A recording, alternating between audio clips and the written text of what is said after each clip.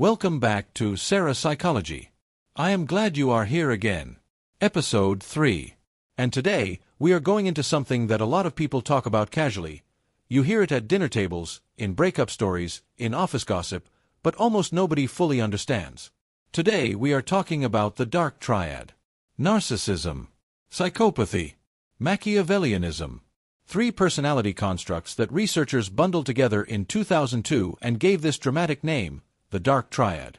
And yes, the name is intentional. These are not clinical diagnoses in the traditional sense. They are personality traits, dimensions. And here is what makes this genuinely fascinating. Every single person listening to this right now has some degree of all 3 of these traits inside them.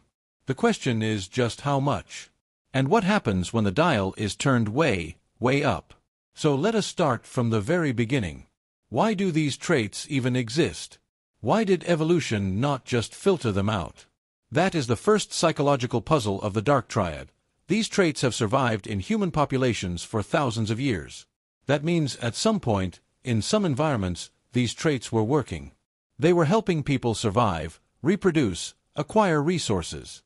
From an evolutionary psychology standpoint, the Dark Triad is not a malfunction. It is a strategy. A dark strategy, but a strategy nonetheless. Researchers like Linda Mealy and later David Buss have written extensively on this. The argument is that in competitive social environments where resources are scarce and cooperation is unreliable, exploitative strategies can actually pay off. If you live in a world where trust gets you killed and manipulation gets you fed, then the traits we are about to talk about start to make a certain cold, brutal sense. Keep that in mind as we go through each one. Because understanding the Dark Triad is not about judging people. It is about understanding human nature at its most complex. Let us start with the most misunderstood one. Narcissism. When people hear the word narcissist, they immediately picture the most arrogant, insufferable person they have ever met. And maybe they are picturing an ex-partner. But the psychology here is so much richer and so much sadder than the stereotype. The word comes from Greek mythology. Narcissus was a young man of extraordinary beauty who fell in love with his own reflection in a pool of water and could not stop staring at it until he wasted away and died. That is your origin story right there. In psychological terms, narcissism as a personality trait exists on a spectrum. At the clinical extreme, you have narcissistic personality disorder, or NPD, which affects roughly 1 to 2% of the general population, and significantly more in certain professions like politics, entertainment, and finance. But subclinical narcissism, the kind that does not meet the full diagnostic threshold but still shapes behavior, is far more common. Now here is the thing that changed how researchers think about narcissism. For a long time, the working model was simple. Narcissists have an inflated, grandiose sense of self. They believe they are special, they lack empathy, they exploit others, and they crave admiration. That is what we call grandiose narcissism. And yes, that type absolutely exists. But then psychologists started noticing something strange. There was another kind of narcissist who did not match that picture at all. This person was hypersensitive, easily wounded. They felt deeply entitled but secretly terrified that they were not good enough. They needed validation just as desperately as the grandiose type, but instead of projecting confidence, they were defensive, withdrawn, and resentful. This is called vulnerable narcissism or covert narcissism, and it threw the field wide open. The unifying feature between these 2 types, grandiose and covert, is not arrogance. It is the desperate need for validation and an inability to genuinely tolerate their own ordinariness. Think about that. The grandiose narcissist is performing superiority. The covert narcissist is suffering from perceived inferiority. But both of them are organized around the same core wound, a self that cannot stand to be average, unnoticed, or unimportant. Now here is where the developmental psychology comes in, and this is the part one find most compelling. Narcissism does not just appear out of nowhere.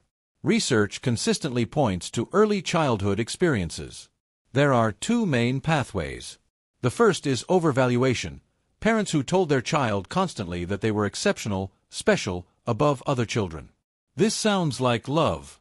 In reality, it deprives the child of the chance to develop genuine self-worth through effort and struggle. The child learns that love is conditional on being remarkable. The second pathway is the opposite. emotional neglect, coldness, or inconsistent parenting. The child develops a compensatory fantasy of superiority as a psychological defense. If the world will not give me value, I will manufacture it myself. Otto Kernberg, one of the great psychoanalytic thinkers on this subject, described the narcissistic personality as built on what he called a grandiose self, a kind of internal psychological structure that is assembled to protect an extremely fragile core self. The arrogance is armor. The contempt for others is a way of managing the terror of feeling worthless. And this is why, and I want you to really sit with this, genuine psychological empathy for narcissists is possible.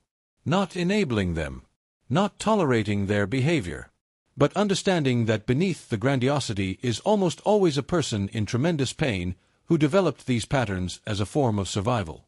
Does that mean their behavior is acceptable? Absolutely not. People with high narcissistic traits can be genuinely destructive to the people around them. The lack of empathy, the exploitation, the rage when criticized, these cause real harm. But understanding the mechanism helps you navigate it. And it helps you recognize it early. Body language note, because we talk about that here too. Grandiose narcissists have a very specific physical presentation. They take up space deliberately. Expansive postures. Extended eye contact that is not warm but assessing. They are gauging your reaction to them. Their gestures tend to be large and self-referential. They often position themselves slightly higher or more central in any room. It is territorial behavior, essentially.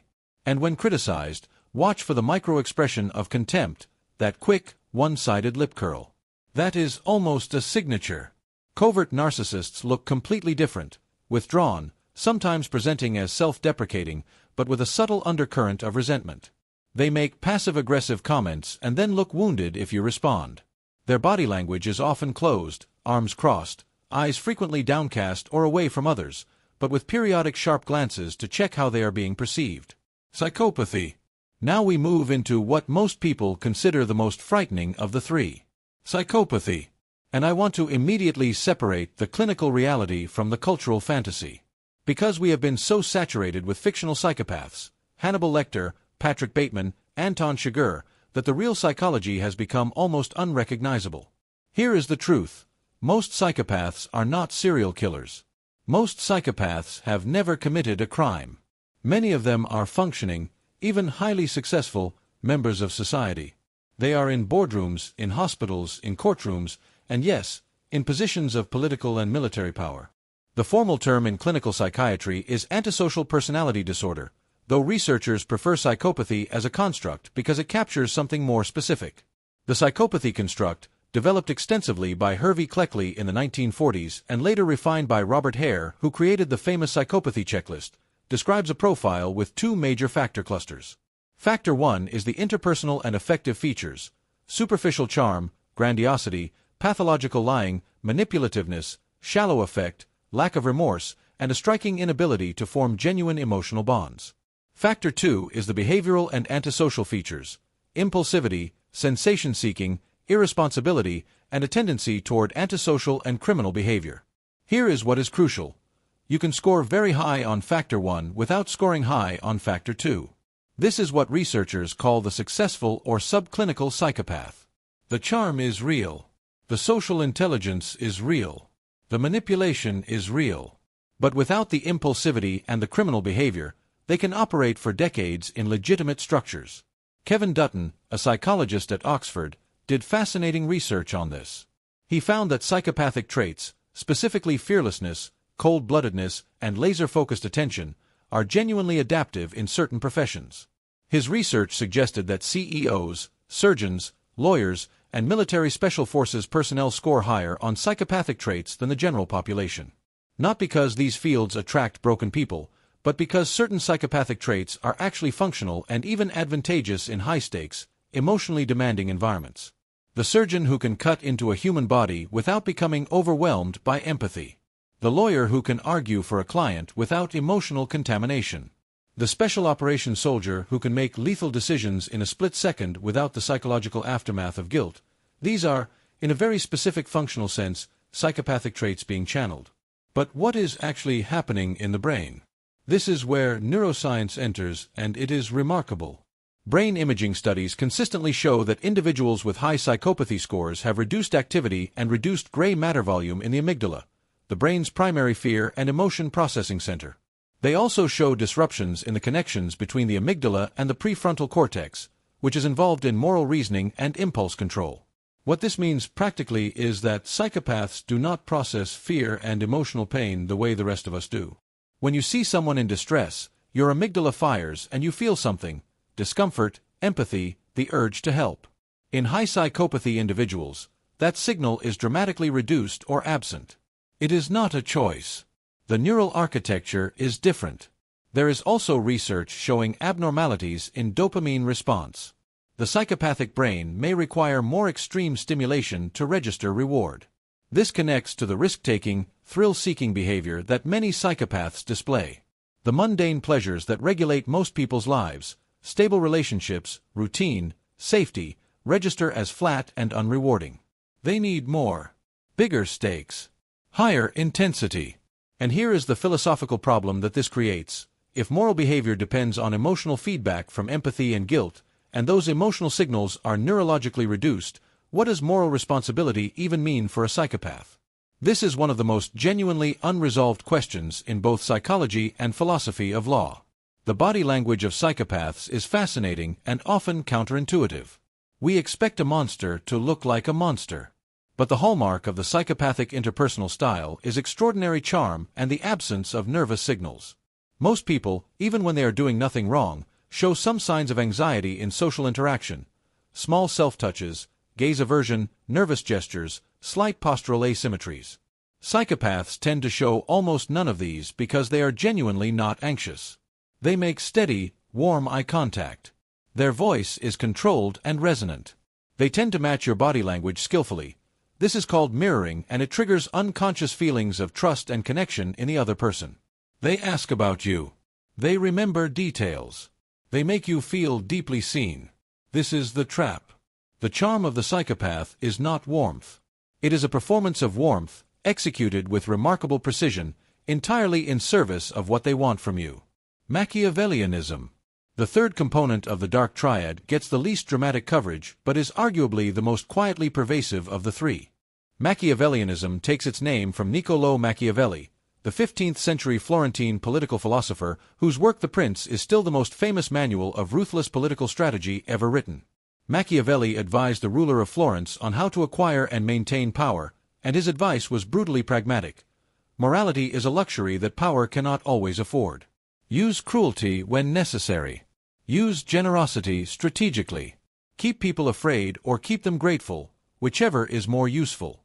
Whether Machiavelli himself believed this or was being somewhat satirical or descriptive of political reality is a debate that continues. But his name became permanently attached to a worldview. The ends justify the means, people are tools, and strategic deception is simply intelligence applied to social life. In psychological terms, Machiavellianism describes a personality orientation characterized by a manipulative approach to interpersonal relationships, a cynical view of human nature, a focus on self-interest and personal gain, and a willingness to use deception and manipulation to achieve goals. Crucially, it is paired with a long-term planning orientation that distinguishes it from the impulsivity of psychopathy. The Machiavellian does not act on impulse. They plan. They are patient. They form alliances they fully intend to dissolve when the alliance is no longer useful. They play the long game. If psychopathy is the wolf, Machiavellianism is the chess player. And that makes it in some ways more insidious, because the planning and the patience make it much harder to detect. Richard Christie and Florence Geis first developed the formal psychological scale for Machiavellianism in 1970. It is called the Mach 4 scale, and it asks people to agree or disagree with statements like, "The best way to handle people is to tell them what they want to hear," or "It is wise to flatter important people," or "Anyone who completely trusts anyone else is asking for trouble." What Christie and Geis found was that high Mach individuals were significantly better at winning in competitive social simulations. They were more likely to form tactical coalitions, more willing to break those coalitions at the opportune moment, and less distressed by the experience of deceiving others. High Machs are not emotionally dysregulated. They are not impulsive. They are often quite controlled, quite pleasant in social settings, and quite skilled at reading what other people need emotionally. But they use that skill instrumentally. They identify your desires and your vulnerabilities not to connect with you but to understand how to move you. The key psychological distinction between the Machiavellian and the psychopath is the presence of some degree of emotional processing in the Machiavellian. They are not neurologically disconnected from empathy the way a psychopath may be. They simply choose to suppress or strategically deploy it. They can feel guilt. They just compartmentalize it. They can feel warmth. They just do not let it interfere with the objective. This makes the Machiavellian, in a strange way, a kind of cold philosopher. They have looked at human social life, decided that most people are operating on illusions about cooperation and goodwill, and chosen to operate below those illusions instead. In workplace settings, high Machs are overrepresented in management and leadership, again, not because organizations deliberately seek them out, but because the strategic patience, the political awareness, and the willingness to make unpopular decisions make them effective in competitive hierarchical structures. Until they are not. Because eventually, the Machiavellian's fundamental disregard for genuine relationship tends to unravel their alliances. Trust erodes. People figure out the pattern. And the Machiavellian, who has invested only instrumentally in relationships, suddenly finds the network hollow. Body language of the high Mach is subtle. They are unusually good at matching the emotional register of whoever they are speaking with. They mirror language and posture. They ask questions more than they make statements, gathering intelligence while appearing interested. Their expressions are well controlled but not robotic. They laugh at the right moments. They look serious at the right moments. The inauthenticity is real, but it is very, very smooth. One thing to watch for. The Machiavellian often has a quality of watchfulness that slightly exceeds the social situation. In relaxed social settings, most people relax their attention. The high Mach continues to scan. You might catch it in a quiet moment when they think they are not being observed. The gaze becomes slightly colder, slightly more evaluating. It lasts only a second before the social mask reassembles. But it is there. How the three relate to each other. Now that we have been through all three, let us talk about how they interact. Because the Dark Triad is not three separate things, they are three overlapping dimensions that share certain features and diverge in others. All three involve a reduced concern for other people's well-being. All three involve some degree of manipulativeness. All three are associated with a tendency to exploit social relationships for personal gain. But they diverge in important ways. Narcissism is fundamentally about the self. It is organized around the need for admiration and the management of a fragile identity. The harm narcissists cause is often a byproduct of their self-focus rather than deliberate intent. Psychopathy involves a fundamental deficit in emotional and fear processing. It is more biological, more neurological, and in some respects less strategic. The psychopath may harm without plan because the brakes that morality provides simply are not engaged. Machiavellianism is purely strategic. There is less of the emotional deficit and more of the cold calculation. The harm is deliberate and planned. What does a person look like when all three are highly elevated? Researchers sometimes call this the Dark Tetrad, when a fourth trait, everyday sadism, pleasure in others' pain, is added. But a full Dark Triad individual is genuinely alarming. They have the grandiosity and need for admiration of narcissism, the fearlessness and emotional shallowness of psychopathy, and the strategic patience and manipulativeness of Machiavellianism. They are often extraordinarily charismatic in initial encounters. They are skilled at identifying and exploiting vulnerabilities. They feel minimal remorse. And they are very, very good at what they do. History is populated with figures who likely fit this profile. We will not name living people because the assessment of living individuals is always ethically complicated. But you can think through history's most notorious manipulators, cult leaders, and political tyrants and see the pattern, the extraordinary personal magnetism, the utter willingness to exploit and discard, the grandiose self-conception, the cold strategic planning. The historical environments that allowed these individuals to rise were almost always characterized by social instability, weak institutions, and populations desperate for a strong, certain figure to follow. That tells us something important. The Dark Triad does not operate in isolation. It operates in relationship to context. A population with strong critical thinking, robust institutions, and healthy skepticism of charismatic authority is much more resistant to these individuals than one without those things. That is why psychology education matters. Understanding the Dark Triad is not just intellectually interesting. It is a form of protection. How to recognize and navigate Dark Triad personalities. Now let us get practical. Because chances are high that over the course of your life, you will encounter someone with significantly elevated Dark Triad traits. Maybe you already have. Maybe you are dealing with one right now. There are patterns to watch for. The first is the speed of intimacy. Dark Triad individuals, particularly those with narcissistic and psychopathic features, often form relationships very quickly. They love bomb in romantic contexts, overwhelming you with attention, flattery, and apparent understanding. In professional contexts, they may seem immediately like your closest ally. This rapid intimacy serves a strategic purpose. It creates a sense of obligation and special connection before you have had time to evaluate them clearly. The second is inconsistency between public and private behavior. The Dark Triad individual is often enormously charming in public and different, sometimes dramatically different, in private. If someone is universally admired publicly but people who know them closely all have a different story, pay attention to the private story. The third is how they treat people they do not need. The server at the restaurant. The assistant. The intern. Dark Triad individuals often drop their social performance for people they perceive as having no utility to them. How someone treats people who can do nothing for them is one of the clearest windows into character. The fourth is the reaction to criticism or boundary setting. Narcissists tend toward rage, cold contempt or hot fury, but always a powerful reaction to being challenged or limited. Psychopaths tend toward contempt. They find your reaction mildly amusing or simply irrelevant. Machiavellians tend to recalibrate. If you push back successfully, they store that information and approach differently next time. The fifth is the pattern over time. One incident can be explained.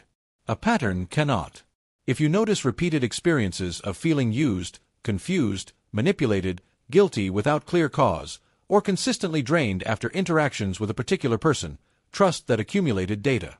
In terms of how to navigate these personalities once identified, the general psychological guidance is to maintain firm, clear, and consistent boundaries, to document interactions in professional contexts, to avoid jade, justify, argue, defend, explain, because none of these work with high Dark Triad individuals. They simply provide more material for exploitation and to seek support from your network, which these individuals often work to undermine.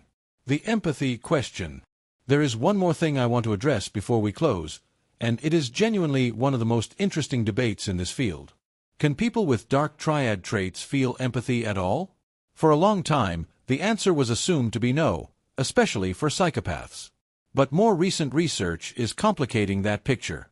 A study by Meffert and colleagues using fMRI brain imaging found something remarkable.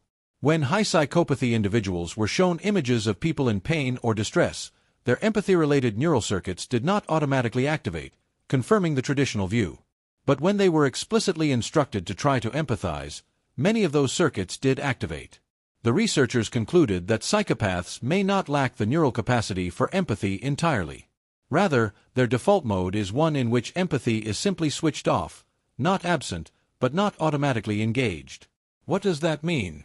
It means that, at least for some individuals with psychopathic traits, empathy is something that can be accessed, it just is not the default. Whether that finding holds up across broader samples, and what it means for treatment, is still actively debated. For narcissism, the research is even more nuanced. Studies suggest that cognitive empathy, the ability to understand what someone else is thinking and feeling, is often intact or even elevated in narcissists. They can read you. They just do not feel moved by what they read in the way most people do. Their affective empathy, the emotional resonance, is reduced. And they may use their cognitive empathy instrumentally, to understand how to manage or manipulate rather than to connect. This distinction between cognitive and affective empathy is one of the most important in modern social neuroscience. And it completely reframes how we think about Dark Triad personalities. These are not people who cannot understand others. Some of them understand others extraordinarily well. It is the motivation and the emotional response to that understanding that is absent or altered. The spectrum reminder.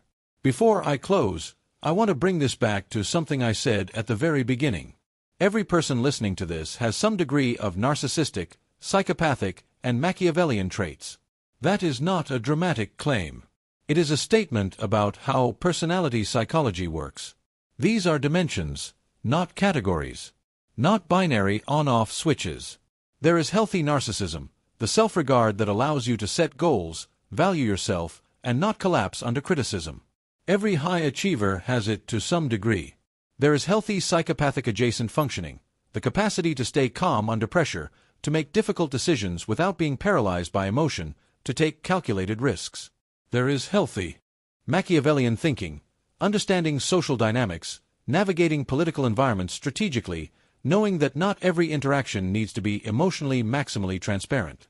The problem is not the presence of these traits. The problem is when they are so extreme, so rigid, and so unchecked by genuine regard for others that they become the dominant organizing principle of a person's life and the source of harm to everyone around them. That is the clinical threshold.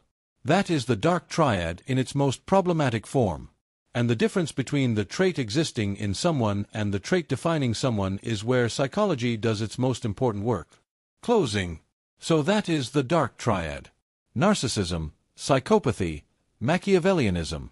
3 constructs that have been shaped by evolution, by childhood experience, by neurobiology, and by the particular environments in which they are activated and expressed.